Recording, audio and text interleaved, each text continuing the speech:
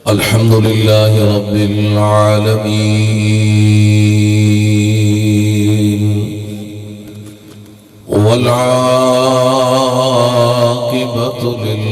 للمتقين الصلاة والسلام على سيد الأنبياء والمرسلين وعلى آله وأصحابه وأزواجه وأهل بيته وأولياء ملته وعلماء أهل سنته أجمعين. أما بعد فأعوذ بالله من الشيطان الرجيم. بسم الله الرحمن الرحيم. والضحى والليل إذا سجى. قال الله تبارك وتعالى في الكلام المجيد والفرقان الحميد. إن الله وملائكته يصلون على النبي يا أيها الذين آمنوا صلوا عليه وسلموا تسليما. بآواز بلند کوئی زبان خاموش نہ رہے. الصلاۃ والسلام علیک یا سیدی یا رسول اللہ وعلی آلک واصحابک یا سیدی یا حبیب اللہ. الصلاة والسلام عليك يا إمام الأنبياء والمرسلين وعلى آلك وأصحابك يا أنيس الغرباء والمساكين. اللہ تبارک و تعالی جل جلالہ اما نوالہ و اعظم شانہ و لا الہ غیرہ کی حمد و ثنا حضور نبی مکرم شفیع معظم سرور کائنات فخر موجودات صلی اللہ تعالی علیہ وآلہ وسلم کی ذات اقدس پر ہدیہ صلاۃ و سلام کا نذرانہ پیش کرنے کے بعد انتہائی واجب الاحترام سلیت کی زینت علماء کرام ثناخان ذیشان دیگر معزز و محترم سامعین حضرات، آج کی یہ پروقار بزم سعید بسلسلہ جشن عید میلاد النبی صلی اللہ تعالی علیہ وسلم انعقاد پذیر ہے. دعا گو ہوں اللہ تبارک و تعالی اس خوبصورت محفل کو اپنی بارگاہ لم یزل کے اندر قبول و منظور فرما کر ہم تمام کے لیے ذریعہ نجات بنائے. خصوصاً میزبان محفل بھائی غلام شبیر، غلام حبیب اور ان کے جتنے بھائی صاحبان اور خاندان والے، اللہ تعالیٰ سب کو دارین کی سعادت نصیب فرمائے. اللہ تعالیٰ دین دنیا کی برکتیں عطا فرمائے. وقت بالکل مختصر سا میں چند باتیں آپ کے سامنے گزار کروں گا. الحمدللہ ہم سنی وہ ہیں، جس طرح مجھ سے قبل فیض اللہ بھائی ایک بات کر رہے تھے کہ سنی وہ خوش نصیب ہے کہ جو حضور کی ہر نسبت سے پیار کرتا ہے، حضور کی ہر نسبت سے محبت کرتا ہے. اور یہ میلاد بھی ہمیں ہی نصیب ہوا، ہم ہی حضور کا میلاد بھی منانے والے ہیں. حضور کی نسبت کی بات آ جائے تو الحمدللہ اہل سنت والجماعت آقا کریم علیہ السلام کی ہر نسبت کا حیا بھی کرتے ہیں، ہر نسبت کا تحفظ بھی کرتے ہیں. یہ اہل سنت والجماعت کا خاصہ ہے. میں بات ایک بابے سے شروع کروں گا. آقا کریم علیہ السلام کا ذکر ہم کرتے ہیں، لیکن ذکر کرنے کے لیے آپ کا جتنا پاکیزہ ذکر ہے اتنی پاکیز کی چاہیے۔ شیخ سعدی رحمت اللہ کے تعالی علیہ فرماتے ہیں کہ حضور نبی کریم علیہ السلام کا ذکر کرنے کے لیے یہ جو ہماری زبان ہے، اس زبان کو اگر عطر خوشبو کے ساتھ 1000 مرتبہ ہم دھو بھی لینا تو پھر بھی اس قابل نہیں بنتی کہ اس کے ساتھ حضور کا ذکر کیا جائے۔ لیکن پھر سوال اٹھتا ہے کہ کرتے کیوں ہیں؟ اگر قابل نہیں ہے تو پھر کرتے کیوں ہیں؟ تو حضرت حسان رضی اللہ تعالیٰ عنہ کی بارگاہ کے اندر سوال کرتی ہیں کہ آپ بڑا خوبصورت جواب دیتے ہیں۔ آپ فرماتے ہیں کہ میں جو حضور علیہ السلام کے اشعار پڑھتا ہوں، اس لیے نہیں پڑھتا کہ میرے اشعار سے حضور کی عزت ہوگی، بلکہ اس لیے پڑھتا ہوں کہ حضور کے نام سے میرے اشعار کا نام بڑھ جائے گا۔ ہم اگر سے گناہگار ہیں، زبانیں اس قابل نہیں، ہمارے جسم اس قابل نہیں، ہماری محافلیں اس قابل نہیں کہ اس پاک ہستی کا ذکر کیا جائے، بلکہ اس عاجزی کے ساتھ حضور کا ذکر کرتے ہیں۔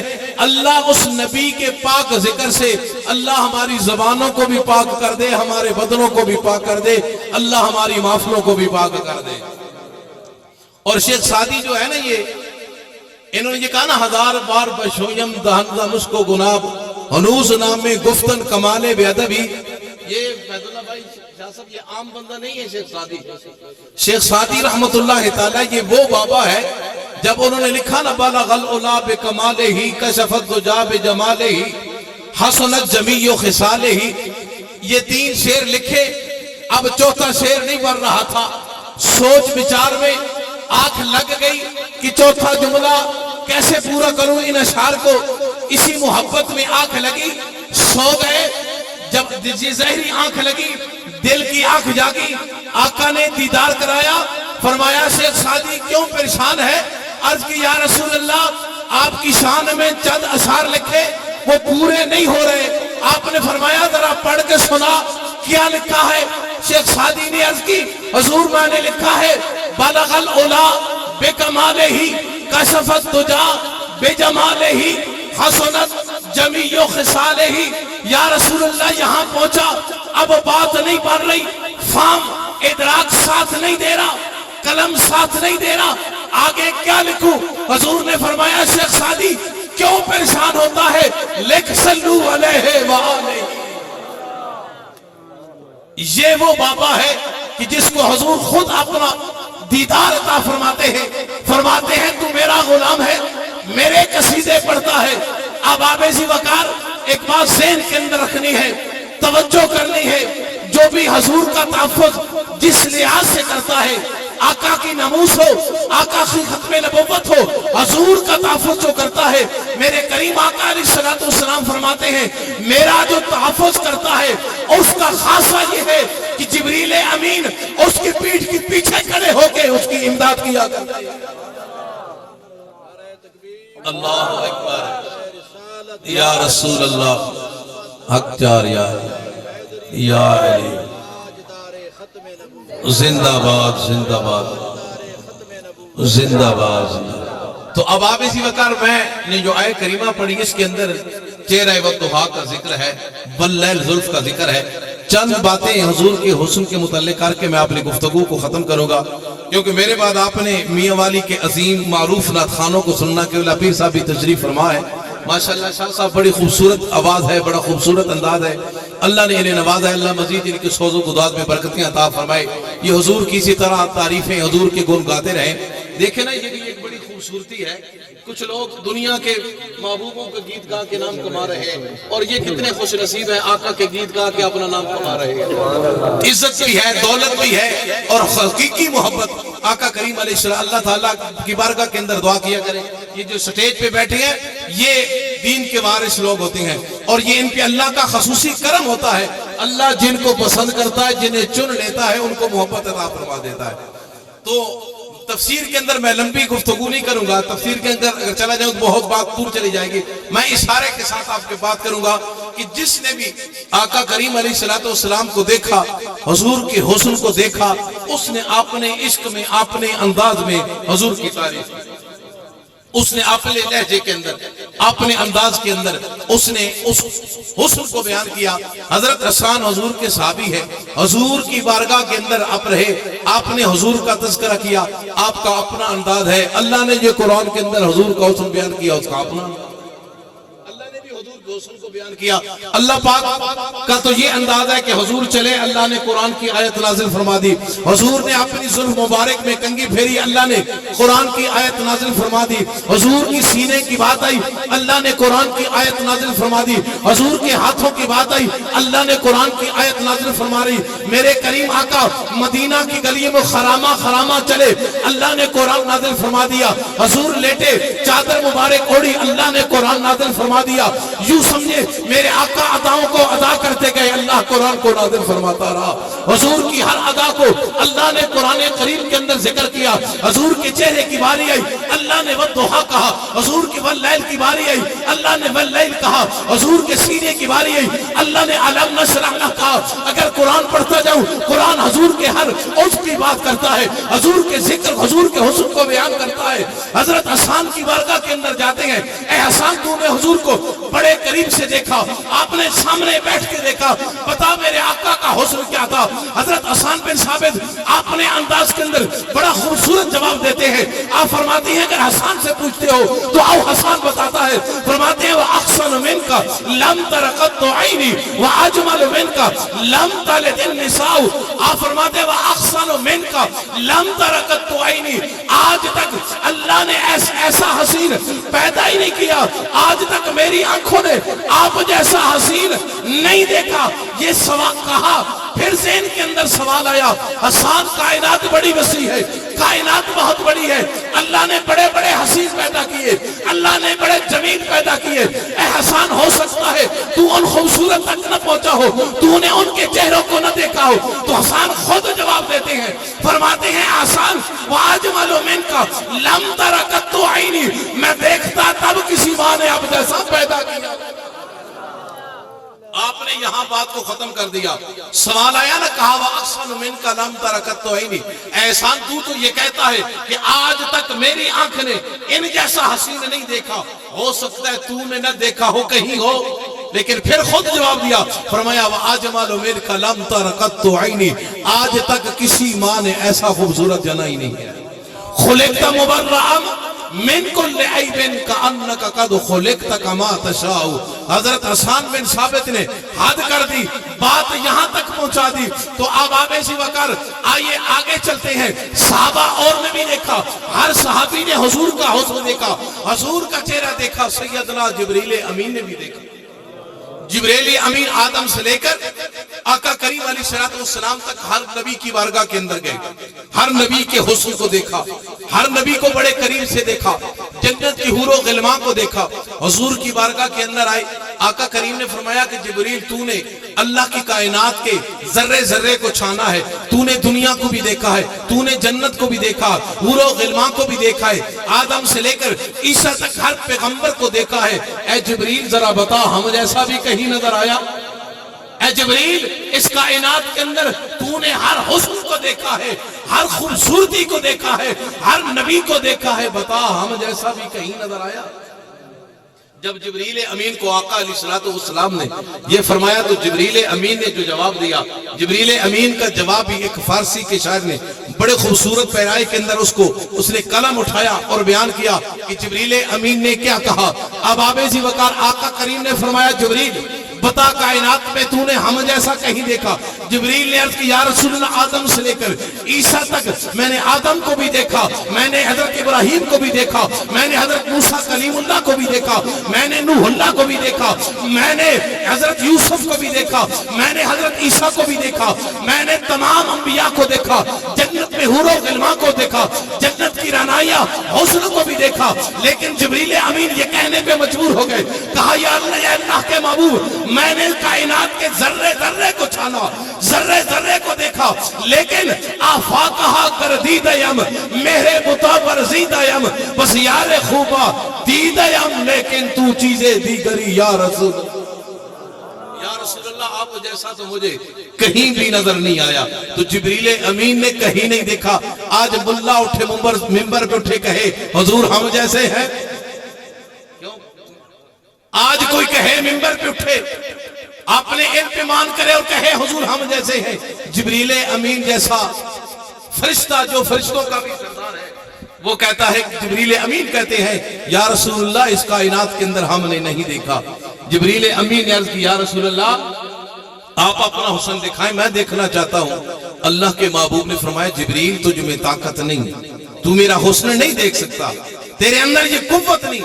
مولانا روم لکھتے ہیں, آپ فرماتی ہیں کہ اگر جبریل امین کو اللہ کے محبوب حسن دکھاتے ایک پردہ اٹھا دیتے جبریل امین بے ہوش ہوتا, قیامت تک اسے ہوش نہ آتا. صرف ایک پردہ اٹھا دیتے تو جبریل بے ہوش ہو جاتا, قیامت تک اسے ہوش نہ آتا.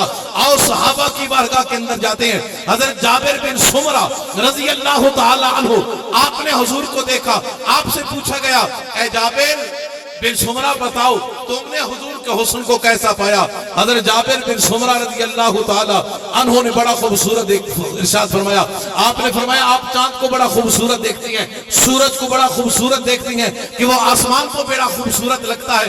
آپ فرماتی ہیں اگر مجھ سے پوچھتے ہو تو حضرت جابر بن سمرہ کا یہ جواب ہے حسن اور جو خوبصورتیاں چاند اور سورج کو ملی ہے وہ محمد مصطفیٰ کے چہرے کی خیرات لے کے چمک رہا ہے, وہ بھی حسن مصطفیٰ کی خیرات لے کے چمک رہا ہے. یہ حضرت جابر بن سمرہ رضی اللہ تعالی عنہ کا جواب تھا.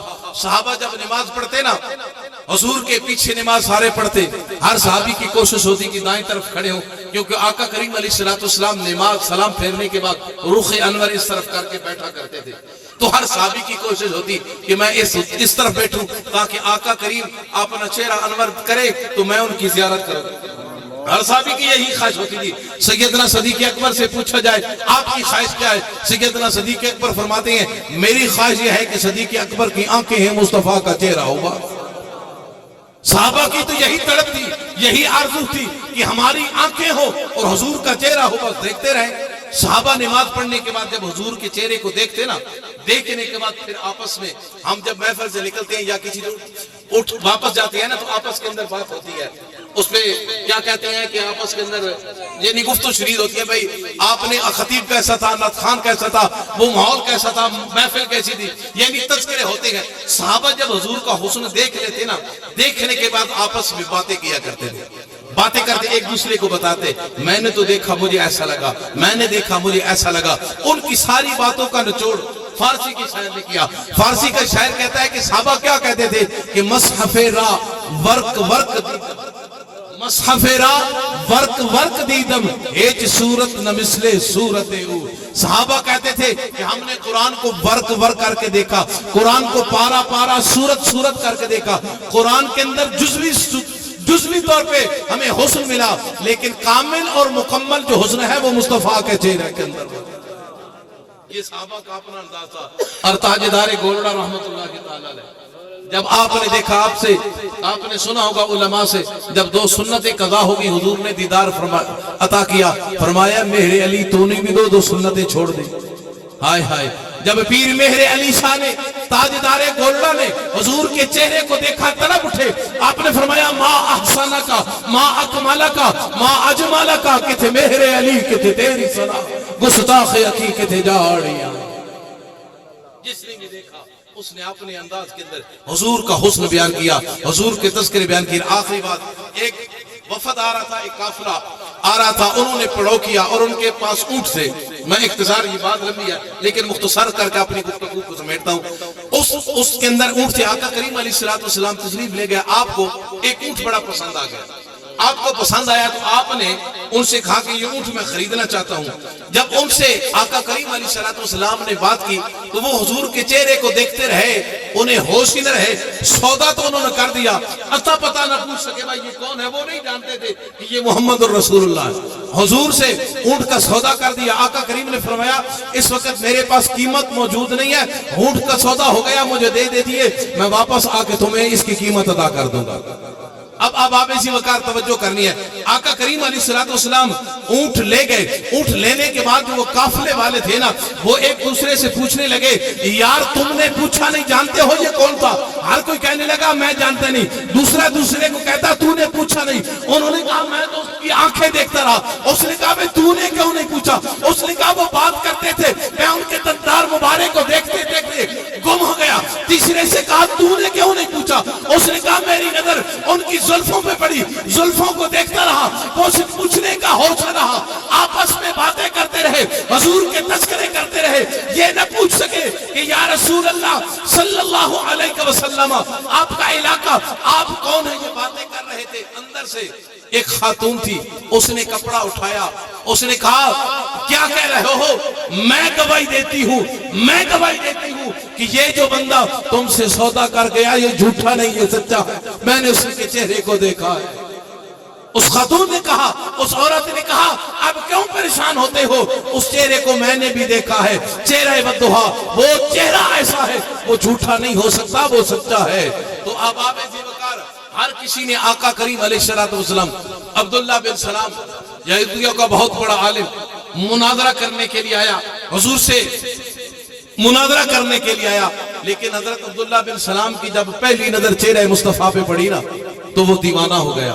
اس نے قسم اٹھا کے کہا یہ جو میں چہرہ دیکھ رہا ہوں یہ جھوٹا چہرہ نہیں ہو سکتا, یہ سچے نبی کا چہرہ.